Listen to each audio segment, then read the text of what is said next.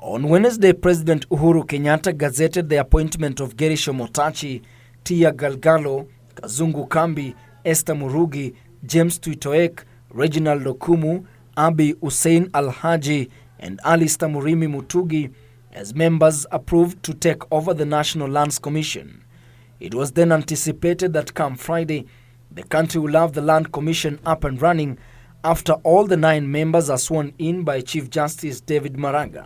But that will now not happen, at least until a case filed in court is heard and determined. This follows a decision by the Employment and Labor Relations Court that temporarily stopped the swearing in of the Gerishom Otachi-led team on grounds that the panel that approved them was incompetent and that the president had made the appointment irregularly. The hearing will begin on Monday, where we shall appear before Justice Wasilwa. So as matters stand now, the nominees or the people whom the president appointed yesterday cannot assume office as commissioners or chairman of the National Land Commission.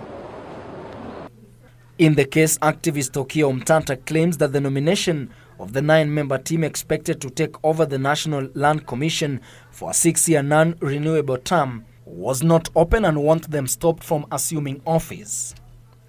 Meanwhile, Sarah Wairimu, the key suspect in the murder of late Dutch businessman Tob Cohen, has retained her lawyer after the court dismissed an application challenging status of lawyer Philip Murgor in the case.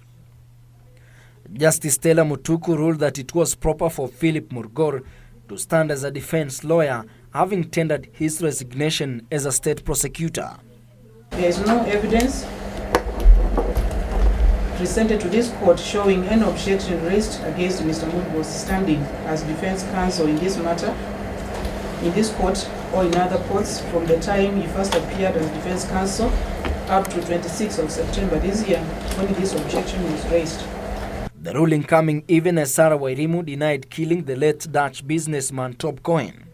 According to the charge sheet, Wairimu, alongside others not before the court, is accused of killing Tob Cohen on the night of 19th and 20th July in Nairobi.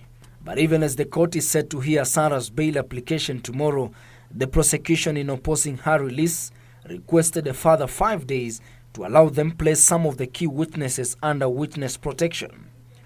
We have written to the Witness Protection Agency